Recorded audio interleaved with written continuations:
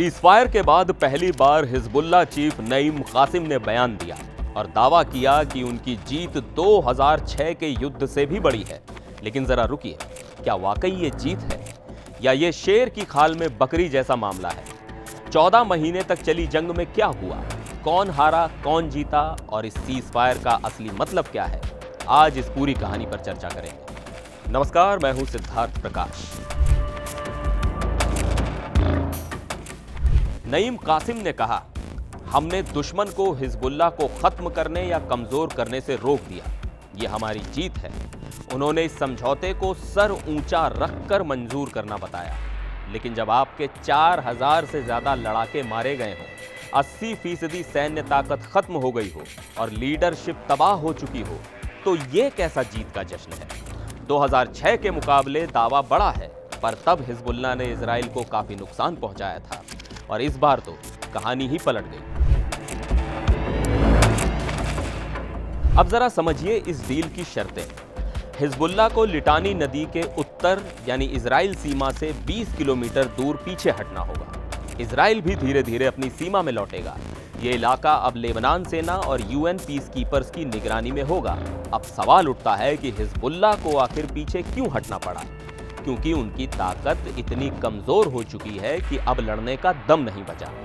America और France ने इस डील को फाइनल करवाया और इजराइल ने सख्त चेतावनी दी कि अगर समझौते की शर्तें तोड़ी गईं तो दोबारा हमला होगा। इजराइल ने पिछले 14 महीनों में हिजबुल्लाह की कमर तोड़ दी। 12,500 से ज्यादा ठिकाने तबाह किए, 1600 कमांड सेंटर्स और 1000 हथियार डिपो खत्म। हिजबुल्लाह के पूर्व चीफ हसन नसरल्लाह को 2 महीने पहले बेरूत में एयर स्ट्राइक में मार दिया गया। टॉप लीडरशिप खत्म कर दी गई।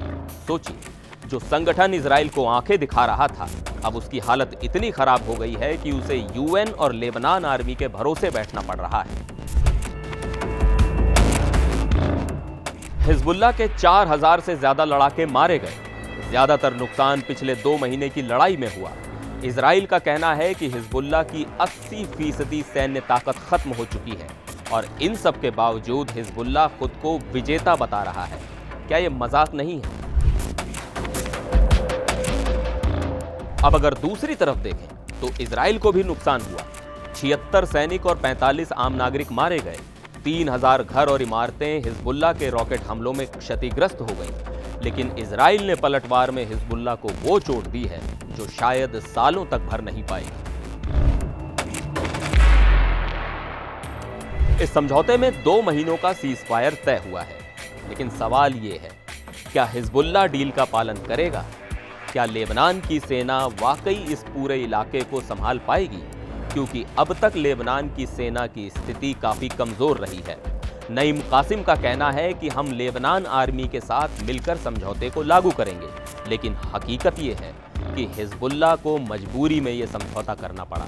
सीजफायर उनके लिए खुद को बचाने का आखिरी रास्ता था। कासिम ने यह भी कहा कि हम फिलिस्तीन का समर्थन जारी रखेंगे, लेकिन क्या इस तरह की कमजोर हालत में हिजबुल्लाह वाकई फिलिस्तीन की मदद कर पाएगा? पिछले 14 महीनों में हिजबुल्लाह ने इजराइल पर लगातार रॉकेट और ड्रोन हमले किए, लेकिन इस सब का नतीजा ये निकला कि उत्तरी इजराइल के 60,000 लोग अपने घर छोड़ने को मजबूर हो गए और बदले में हिजबुल्लाह ने अपनी पूरी ताकत खो दी। तो ये है हिजबुल्लाह की जीत का सच। असल में ये एक ऐसी हार है जिसे जीत का नाम देकर पेश किया जा रहा है। इजराइल ने दिखा दिया कि वो किसी भी हाल में अपनी सुरक्षा के साथ समझौता नहीं करेगा और हिजबुल्लाह, जो कभी पूरे इलाके में अपनी धाक जमाए हुए था, अब कमजोर और बेबस नजर आ रहा है। सीजफायर तो हो गया है, लेकिन सवाल ये है कि क्या ये शांति लाएगा या नई जंग की शुरुआत करेगा? आपकी राय क्या है? कमेंट में जरूर बताइए और अगर वीडियो पसंद आया हो तो लाइक और सब्सक्राइब करना ना भूलें।